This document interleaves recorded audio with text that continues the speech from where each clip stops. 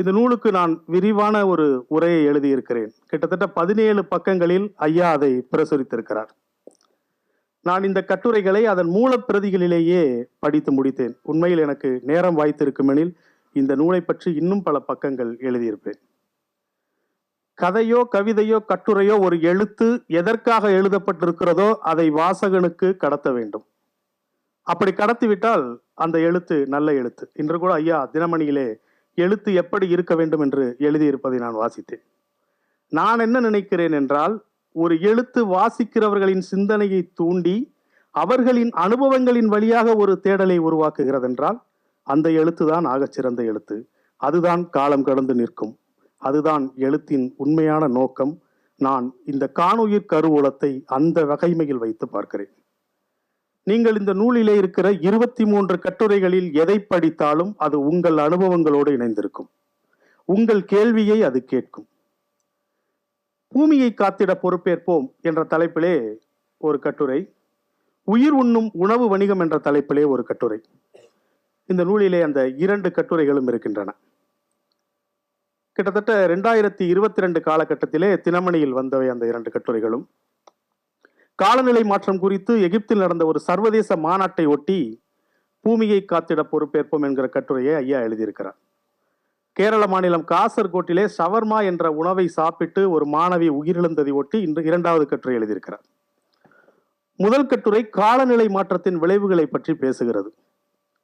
காலநிலை மாற்றத்தை இந்த உலகம் எப்படி கையாள்கிறது, இது போன்ற வளரும் நாடுகள் எப்படியெல்லாம் சர்வதேசத்தால் ஏமாற்றப்படுகின்றன என்பதையெல்லாம் விழாவாரியாக அந்த கட்டுரையிலே குறிப்பிடுகிறார் ஐயா. அதே போல உணவு வணிகத்தில் இருக்கிற அலட்சியங்களையும் முறைகேடுகளையும் பற்றி விரிவாக பேசுகிறது உயிர் உண்ணும் உணவு வணிகம் கட்டுரை.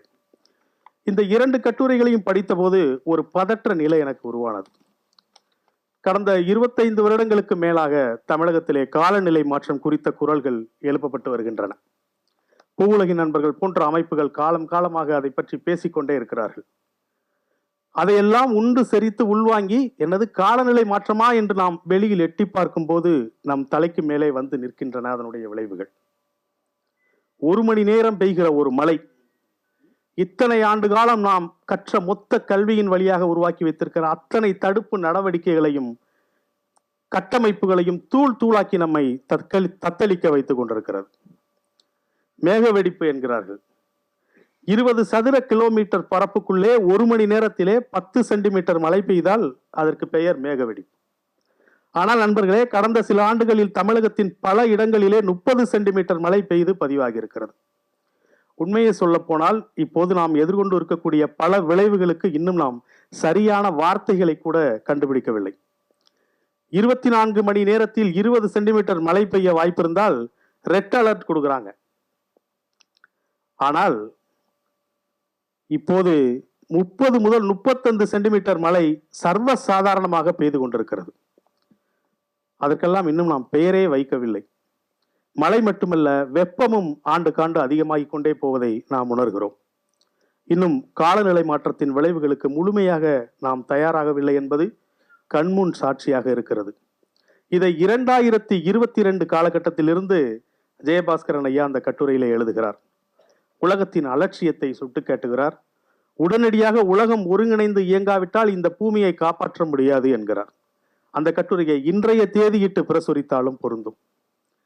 இதோ சென்னைக்கு மிக அருகிலே இருக்கிற மாதாவரம் தாண்டினால் உங்களால் சுவாசிக்கவே முடியாது. அழகிய வடிவில் ஓடி வருகிற கொசஸ்தலை ஆறு வட சென்னை எல்லைக்குள் நுழைந்தவுடனே சாக்கடையாக மாறிவிடுகிறது. இதையெல்லாம் நாம் ஒரு பிரச்சனையாக கூட இன்னும் பார்க்க பழகவில்லை. ஐயா இந்த 2 கட்டுரைகளிலுமே வேளாண்மையை பற்றி பேசுகிறார். தஞ்சாவூரிலே திறந்த வெளியிலே வைக்கப்படுகிற நெல் மூட்டைகளை பற்றி பதிவு செய்கிறார். உண்மையில் இந்த நூற்றாண்டினுடைய மிகப்பெரிய அவலம் இது. இன்னும் நம்மால் உணவுக்கான சேமிப்பு கிடங்குகளை கூட நிறைவாக உருவாக்கி தர முடியவில்லை. இந்த ஆண்டு அதனுடைய வீரியமான பாதிப்பை கண்டோம். ஊடகங்கள் அதை வெளிச்சம் போட்டு காட்டின. ஐயா 2022 அதை சுட்டி காட்டுகிறார். நண்பர்களே, நான் ஒரு தஞ்சை மாவட்டத்து பிள்ளை.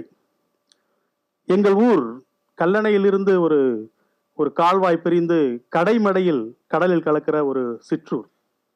முடச்சிக்காடு என்பது எங்கள் கிராமம். நான் எங்கள் கிராமத்தில் இருந்து 25 ஆண்டுகளுக்கு முன்னாலே இடம்பெயர்ந்து வந்தவன். வேளாண்மை சார்ந்த ஒரு குடும்பத்தை சேர்ந்தவன். 25 ஆண்டுகளாக என் கிராமத்தை நான் உற்று நோக்கி கவனித்துக் கொண்டே இருக்கிறேன். அந்த கிராமத்திலே ஏற்படுகிற மாற்றங்களை ஆவணப்படுத்திக் கொண்டே இருக்கிறேன். எங்கள் கிராமத்திலே ஒரு பட்டவ ஐயனார் கோயில் உண்டு. ஒவ்வொரு ஆண்டும் பங்குனி மாதம் அந்த பட்டவ ஐயனார் கோயிலிலே குதிரை எடுப்பு திருவிழா நடக்கும். மிக கோலாகலமான விழா. உலகத்திலே எந்த மூலையில் இருந்தாலும் அந்த விழாவுக்கு அந்த ஊரை சேர்ந்தவர்கள் நிரம்பி விடுவார்கள். அதிகாலையிலே கிளம்பி எங்கள் ஊரை ஒட்டி வெளியிலே இருக்கிற குயவர் வீட்டுக்கு தாரை தப்பட்டை பட்டாசு வெடிகளோடு சென்று ஊரே திரண்டு இருக்கும். வெளியிலே அந்த குயவர் அழகாக அவர் செய்த சிற்பங்களை எல்லாம் அடுக்கி கண்களை கட்டி வைத்திருப்பார். ஊரெல்லாம் திரண்டு வந்ததும் தாரை தப்பட்டைகள் முழங்க அந்த மண்பாண்ட கலைஞர் அந்த சாமிகளுடைய கண்களை திறந்து பூஜைகள் செய்து எங்கள் ஊர் இளைஞர்களின் தோளிலே சுமத்தி விடுவார். அந்த மண்பாண்ட கலைஞருடைய வீட்டிலிருந்து எங்கள் கிராமம் 3 கிலோமீட்டர். ஒவ்வொரு சிலையும் குறைந்தது 500 கிலோவிற்கு மேலே இருக்கும். பெரிய பெரிய குதிரை சிலைகள், யானை சிலைகள், மாட்டு சிலைகள், சாமி சிலைகள் என அந்த குயவர் வீட்டிலிருந்து எங்கள் கிராமத்திற்கு ஒரு ஒற்றையடி பாதையிலே ஒரு நீளமான ஒரு ஊர்வலம் அழகு மிளிர போகும். அந்த சிற்பங்கள் எல்லாம் அவ்வளவு அழகான வண்ணங்களாக அது ஒரு அற்புதமான ஒரு உணர்வை ஏற்படுத்தும். அந்த ஊர்வலம் போய் ஒரு இடத்திலே குழுமும் பொழுது அந்த ஊரிலே எங்கள் கிராமத்தைச் சேர்ந்த பெண்கள் எல்லாம் மதுக்குடங்களோடு அந்த ஊர்வலத்திலே சங்கமிப்பார்கள். அந்த ஊருக்கு ஒரு புது வாசனை உருவாகும். அந்த மண்பாண்டத்தில் இருந்து வருகிற வாசனை, பெண்களுடைய மல்லிகை பூவிலிருந்து வருகிற வாசனை, இளைஞர்கள் காதலிப்பது அங்கு தொடங்கும். ஊரில் இருக்கிற பிரச்சனைகள் எல்லாம் மறந்து எல்லோரும் ஒன்று கூடுவது அங்கே தொடங்கும். அந்த ஊர்வலம் இறுதியாக எங்கள் ஊரிலே இருக்கிற ஒரு மைய இடத்திலே நிறைவுறும்.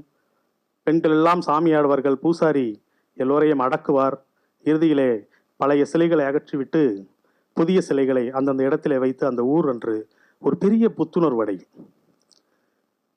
கடந்த ஆண்டு நான் எங்கள் ஊர் குதிரை எடுப்பு விழாவுக்கு சென்றிருந்தேன் நண்பர்களே.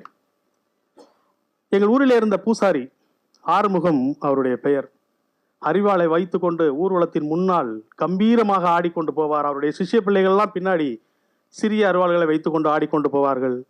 முன்னால் வானவேடி ஒரு வீசிக்கொண்டே செல்வார். தாரை தப்பட்டுகள் முழங்கும். இன்று இப்போது நினைக்கும் பொழுதே அது ஒரு சிலிர்ப்பான அனுபவத்தை தருகிறது. இப்போது அந்த ஊர்வலம் சாமி சிலைகள் எல்லாம் தயாராகி இருக்கின்றன. மக்கள் எல்லாம் நிறைந்திருக்கிறார்கள். ஆனால் எந்த விதமான ஒரு கலையும் அங்கே இல்லை. பெரிய பெரிய மாட்டு வண்டிகள், டிராக்டர்கள் வருகின்றன. சிலைகள் எல்லாம் தூக்கி அதிலே சுமத்துகிறார்கள். ஊர்வலம் போகிறது. மனிதர்கள் நடக்கிறார்கள். தாரை தப்பட்டை முழங்குகிறது. ஆனால் அதிலே எந்த ஜீவனும் இல்லை. பெண்கள் அந்த ஊர்வலத்திலே கலக்கிறார்கள். ஒரு சம்பிரதாயமான நிகழ்வாக அந்த திருவிழா நடந்து முடிகிறது. எங்கள் ஊரிலே யாரேனும் மரணித்து விட்டால் எங்கள் கிராமத்தில் ஆண்கள் யாருமே சட்டை போட மாட்டார்கள். மரணம் நிகழ்ந்த யார் வீட்டில் நிகழ்ந்ததோ அவர் ஒரு ஓரமாக உட்கார்ந்திருப்பார். அந்த ஊரை சேர்ந்த யாரோ ஒருவர் அதற்கான வேலைகளை செய்து கொண்டிருப்பார். அந்த கிராமத்தை சேர்ந்த எல்லா வீடுகளின் முன்பிலும் சாணியால் செய்த வரட்டியை எடுத்து முன்னால் வைத்திருப்பார்கள். ஒரு வண்டியில் போய் அதையெல்லாம் சேகரித்து கொண்டு அதை கொண்டு போய் இடுகாட்டில் சேர்ப்பார்கள். ஒரு அற்புதமான ஒரு தேர். அந்த இறுதி ஊர்வலத்துக்காக யாரோ ஒருவர் மரம் வெட்டுவார், யாரோ ஒருவருக்கு வண்ண பேப்பர் ஒட்டுவார், யாரோ ஒரு மாலை இடுவார். ஒரு அற்புதமான தேர் அங்கே உருவாகி இருக்கும். அவ்வளவு ஒரு கண்கொள்ளா காட்சியாக அந்த தேர் இருக்கும். இறந்தவரின் உடல் அந்த தேரிலே கிடத்தப்படும். எங்கள் ஊரிலிருந்து இடுகாடு ஒரு 2 கிலோமீட்டருக்கு அப்பால் இருக்கிறது. ஊரை சுற்றி அந்த ஊர்வலம் தொடங்கும். முன்னால் பறை ஒலிக்கும். அந்த ஒவ்வொரு வீட்டையும் கடந்து செல்லும் பொழுது அந்த மனிதரை பற்றி ஒரு இறுதி விமர்சனம். எப்படி வாழ்ந்த மனுஷன் பாரு, எப்படி போறான் பாரு, அப்படி ஒரு இறுதி விமர்சனம். அந்த மனிதனை பற்றி ஒவ்வொரு வீட்டில் இருப்பவர்களும் அவனை பற்றி பேசி அவனுடைய நினைவுகளை அலசி எப்படி இருந்தவன் பேசிட்டு இருப்பாங்க. சமீபத்திலே ஒரு இறப்புக்காக நான் எங்கள் ஊருக்கு சென்றிருந்தேன். ஒரு ஆம்புலன்ஸ் வந்து நிற்கிறது. முன்னிருக்கையிலே இறந்து போனவருடைய மகன் வெளியிலே கொல்லிக்கட்டையை பிடித்து கொண்டு நிற்கிறார். ஊர்வலம் தொடங்குகிறது. பின்னால் டிவிஎஸ் 50லும் பைக்கிலும் ஒரு 4 பேர் போறாங்க. எங்கே ஊர்வலம் தொடங்கியது, எப்போது முடிந்தது, எந்த அரவமும் இல்லை அந்த கிராமத்தில். நண்பர்களே, ஒரு வேளாண்மையை வாழ்வாதாரமாக கொண்டு பசுமை போர்த்தி முப்போகம் விளைந்து வளமாக இருந்த ஒரு வாழ்க்கை படிப்படியாக நசிந்து இன்றைக்கு ஜீவனற்று போயிருப்பதற்கு காரணம் 3 காரணங்கள். முக்கியமான காரணம், கிராமங்களிலே இளைஞர்களே இல்லை. ஏன் இளைஞர்கள் இல்லை? விவசாயத்தின் மீது இளைஞர்களுக்கு நம்பிக்கை இல்லை. ஏன் நம்பிக்கை இல்லை? விவசாயம் லாபம் தரக்கூடிய தொழிலாக இல்லை. உடல் உருக விவசாயத்தை உழைத்து உழைத்து விளைய வைத்து அறுவடை செய்து விற்பனைக்கு எடுத்து சென்றால் போட்ட முதலீட்டில் பாதி கூட தேரவில்லை. நண்பர்களே, ஒரு குண்டூசி தயாரிப்பவர் கூட அந்த குண்டூசி இவ்வளவு ரூபாய் என்று விளைவித்து விற்க முடியும். இவ்வளவு நூற்றாண்டுகள் கடந்தும் விவசாயி தன்னுடைய உழைப்புக்கு தான் விளைவித்த தானியத்திற்கு விளைவித்து விற்க முடியாது. இரண்டாவது, தண்ணீர் பிரச்சனை. நெல் விவசாயத்துக்கு அடிப்படை தண்ணீர். காவிரி விவகாரம் தலையெடுத்த பிறகு கடைமடையில் இருக்கக்கூடிய காவிரி படுகையில் இருக்கக்கூடிய விவசாயிகள் சோர்ந்து போனார்கள். மூன்றாவது மிக முக்கியமான காரணம், நம் விவசாயிகளுக்கு காலநிலை மாற்றத்தின் விளைவை இதுவரை நாம் கொண்டு சேர்க்கவே இல்லை. அவர்கள் இன்னும் மரபு அறிவோடு தான் வேளாண்மை செய்து கொண்டிருக்கிறார்கள். ஆடிப்பட்டம் தேடி விதை என்றுதான் இன்று வரையும் விதைக்கிறார்கள். புரட்டாசியில் மழை பெய்யும், தையில் அறுவடை செய்யலாம் என்று. ஆனால் ஆடிப்பட்டம் தேடி விதைத்தால் புரட்டாசியில் வெயில் வாட்டுகிறது என்று. காரணம் காலநிலை மாற்றம். தையில் தண்ணீரெல்லாம் பாய்ச்சி காசு கொடுத்து கடன் வாங்கி தண்ணீரெல்லாம் பாய்ச்சி அறுக்கலாம் என்றால் விளைந்து இருக்கிற நெல்லை திடீரென்று பெய்து புரட்டி போடுகிறது மழை. விளைந்த நெல்லெல்லாம் முளைத்து விடுகிறது. எனக்கு விவரம் தெரிந்த நண்பர்களே, என்னுடைய அப்பா அம்மா பாட்டி தாத்தா எல்லோரும் தனுஷ்கோடியில் அடித்த புயலைத்தான் கடைசி வரைக்கும் பேசிக் கொண்டிருந்தார்கள். இன்று நான் என் பிள்ளைக்கு சொல்வதற்கு கஜா, நிவா, புரேவி, மாண்டோஸ், மிக்சம், இன்னும் எவ்வளவோ புயல்கள் மாதா மாதம் ஒவ்வொரு முறை மழை பெய்யும் பொழுதும் புயல் வந்து தாக்கி கொண்டிருக்கிறது. எல்லாம் காலநிலை மாற்றத்தினுடைய விளைவுகள். இந்த 2 கட்டுரைகளையும் நான் காணுயிர் கருவூலத்திலே படித்த அன்று இரவு காலநிலை மாற்றத்திலே நாம் எந்த இடத்தில் இருக்கிறோம் என்று ஒரு நீளமான கட்டுரை எழுதினேன். வாசிக்கிறவரை சிந்திக்க தூண்டுவது மட்டுமல்ல நண்பர்களே, எழுதவும் வைக்கிற எழுத்து ஐயாவுடையது. காணுயிர் கருவூலம் காப்போம் என்று ஒரு கட்டுரை இருக்கிறது இந்த நூலிலே. மேற்கு தொடர்ச்சி மலையின் முக்கியத்துவம் பற்றி ஐயா விரிவாக அந்த கட்டுரையிலே பதிவு செய்திருக்கிறார். வன அழிப்பில் தொடங்கி மண்ணுக்கு ஒவ்வாத மரங்களை நடுவது பற்றியெல்லாம் பேசிவிட்டு மனித விலங்கு மோதலிலே வந்து நிற்கிறது அந்த கட்டுரை. சமீபத்திலே தான் மேற்கு தொடர்ச்சி மலையின் ஆன்மாவாக இருந்த மாதவ் காட்கில் மறைந்தார். அவர் மேற்கு தொடர்ச்சி மலையை பாதுகாக்க கொடுத்த அறிக்கையை இன்னும் நம் அரசுகள் ஏற்கவில்லை. அதற்கு நாம் கொடுத்த விலைதான் வயநாட்டின் நிலச்சரிவு போன்ற பல பேரிடர்கள். நமது நாட்டிலே கடந்த 45 ஆண்டுகளில் மனிதர்கள் அல்லாத உயிரினங்களின் எண்ணிக்கை 81% குறைந்திருப்பதாக ஒரு புள்ளி விவரம் இருக்கிறது இந்த கட்டுரையிலே. இந்த பெரும் பாவத்தில் எனக்கும் பங்கு இருக்கிறது. நான் 45 வயதை கடந்து விட்டேன். இங்கு இருக்கிற 90% பேருக்கும் பங்கு இருக்கிறது. இந்த பாவத்தை நாம் எங்கே கொண்டு கரைக்கப் போகிறோம்? யானைகள், புலிகளின் இறப்பு குறித்த புள்ளி விவரங்களும் உண்மையிலேயே மிகுந்த அதிர்வை தருகிறது. இதை ஐயா எழுதியது 10 ஆண்டுகளுக்கு முன்பு. வனங்கள் பழங்குடிகளுடைய கைகளிலே இருந்த வரைக்கும் விலங்குகள் பத்திரமாகத்தான் இருந்தன நண்பர்களே. நான் பல பழங்குடி கிராமங்களுக்கு சென்றிருக்கிறேன். யானை வழித்தடங்களை ஒட்டி இருக்கிற குடியிருப்புகளில் கூட யானைக்கும் பழங்குடிகளுக்கும் எந்த முரணுமே வந்ததில்லை. யானையின் பிளிரலை வைத்தே அவர்கள் அதன் உணர்வை கண்டுபிடித்து விடுவார்கள். வீட்டை சுற்றி சிறிய கயிறிலே பாட்டில்களை கட்டி தொங்க விட்டிருப்பார்கள். யானைகள் அதை கடந்து தங்கள் வீட்டை நோக்கி வரும்போது அந்த பாட்டில்கள் ஒன்றோடு ஒன்று மோதி சத்தம் எழுப்பும். அதை கேட்டு எழுந்து ஒரு பெரிய பாத்திரத்தை வைத்துக்கொண்டு தட்டுவார்கள். அந்த சத்தத்திலேயே யானையோ காட்டெருமையோ விலகி ஓடிவிடும். தங்கள் வாழிடத்தை நோக்கி வருகிற விலங்குகளை விரட்ட பழங்குடிகள் பயன்படுத்திய ஆயுதம் ஒரு பாத்திரம், 2 குச்சிகள். அதை வைத்து எழுப்புகிற சத்தத்துக்கு விலங்குகள் அங்கிருந்து அகன்று விடுகின்றன. ஒருமுறை சோழகர் தொட்டி என்ற மலை கிராமத்துக்கு படிக்காக சென்றிருந்த போது வனத்துக்குள்ளே ஒரு பழங்குடி எங்களை வழிநடத்தி அழைத்து சென்று கொண்டிருந்தார். ஒரு சாண குவியல் கிடந்தது. அதை தொட்டு பார்த்த அந்த பழங்குடி சொன்னார், யானை பக்கத்துல தான் இருக்கு, சாணம் சூடா இருக்கு, இந்த பக்கம் போக வேண்டாம். அப்படின்னு சொல்லி வேறொரு வழியில கூட்டிட்டு போனார். பழங்குடிகளிடமிருந்து நாம் வனத்தை பறித்தோம், விலங்குகளுக்கு முரணானது மனித வாழ்வு. இந்த நூலிலே வேடந்தாங்கல் பற்றி ஒரு கட்டுரை இருக்கிறது. பறவைகள் சரணாலய பகுதியை ஒரு மருத்துவ தொழிற்சாலை ஒன்றின் விரிவாக்கத்துக்காக தர முனைந்த அரசின் முடிவை எதிர்த்து எழுதப்பட்ட கட்டுரை அது. சில தினங்களுக்கு முன்பு அந்த பகுதியில இருந்து ஒரு சமூக ஆர்வலர் என்னை அழைத்திருந்தார். வேடந்தாங்களுக்கு பறவைகளை ஈர்ப்பதே அந்த ஏரிக்குள்ளே இருக்கிற கடம்ப மரங்கள், நீருக்குள் இருக்கிற அந்த மரங்களுடைய குளிர்மையில் வந்து முட்டையிட்டு இனப்பெருக்கம் செய்வதற்காகவே பல ஆயிரம் கிலோமீட்டர் பயணித்து அந்த பறவைகள் இங்கே வருகின்றன. சில வருடங்களாக அந்த மரங்களில் கொடிகள் படர்ந்து பறவைகள் அமரும் சூழலை கெடுத்து விட்டதாகவும் அதை சரி செய்யாமல் விட்டதால் இந்த ஆண்டு பறவைகள் வரத்து குறைந்து விட்டதாகவும் அவர் சொன்னார்.